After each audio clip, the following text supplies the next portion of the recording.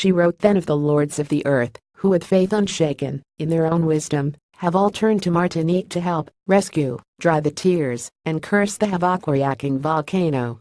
Luxembourg was thinking about the murder and mayhem at the hands of the French colonialists and accusing them of hypocrisy in trying to soothe the survivors. That accusation fits now in regard to U.S. words and deeds materializing in the wake of two recent hurricanes, particularly Hurricane Maria, that left Puerto Rico in shambles. Food, water and medical supplies were almost exhausted 9 days after Maria struck. Lack of diesel fuel to power generators caused electricity shortages that shut down air conditioners and therapy devices. Patients dependent on respirators are at risk of death. The entire electricity grid is destroyed.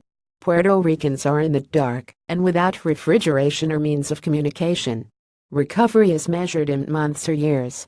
The government had quickly arranged for disaster relief funds for victims of Hurricanes Harvey and Irma in Texas and Florida, respectively.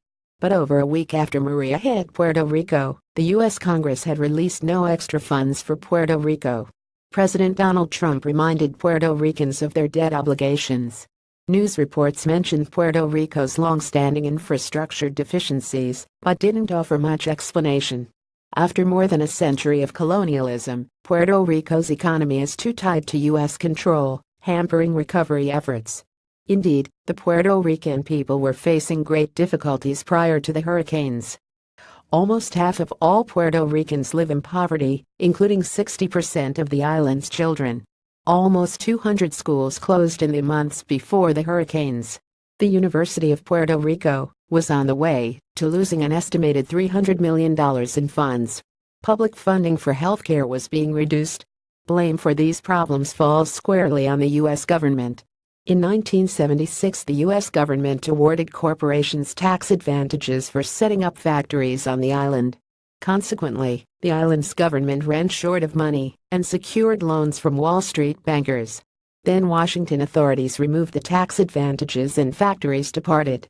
By 2016, Puerto Rico's government owed creditors $74 billion and owed pension funds $50 billion.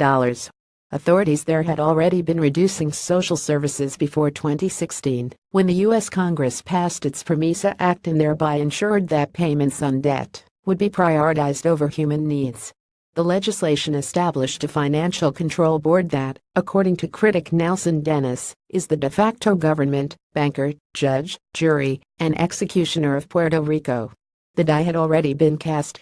The Merchant Marine Act of 1920, the Jones Act, greatly benefited U.S. shipbuilders. Still in effect, it assigns the job of transporting goods from one U.S. port to another exclusively to U.S. ships and U.S. crews.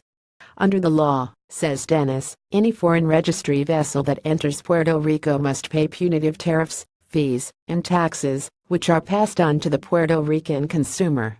Consumer items from the U.S. mainland cost twice as much in Puerto Rico as they do in other Caribbean islands. The cost of living on the island is 13% higher than in hundreds of urban areas in the U.S. To promote recovery in Texas and Florida from hurricane damage, Congress quickly exempted those places from Jones Act restrictions. But Trump took 8 days to do the same for Puerto Rico. He did so only after the Defense Department determined that a waiver for Puerto Rico, in effect for 10 days, would serve national defense. Puerto Rico has been a special case ever since it was occupied by the U.S. Army in 1898. 2 years later, the U.S. Congress took charge of the island, and large areas of Puerto Rican farmland fell into U.S. hands. Legislation in 1950 enabled Puerto Ricans to write their own constitution, but one that is subject to U.S. laws and regulations. Puerto Ricans don't vote in U.S. presidential elections. They aren't represented in the U.S. Congress. Now murmurings are heard of privatization of Puerto Rico's electrical system, and hedge fund creditors are offering a new billion-dollar loan to re-establish the electricity system and facilitate access to federal funds. But workers on the island may learn from their recent experience, says Puerto Rico's Communist Party. People's wrath provoked by the criminal negligence of the island's government before Maria's arrival will only increase with each broken promise, each example of government impotence, and each slap in the face. Rosa Luxemburg weighs in. A day will come when another volcano lifts its voice of thunder and only on its ruins will the nations come together in true humanity, which will know but one deadly foe: blind, dead nature. This article appeared at peoplesworld.org.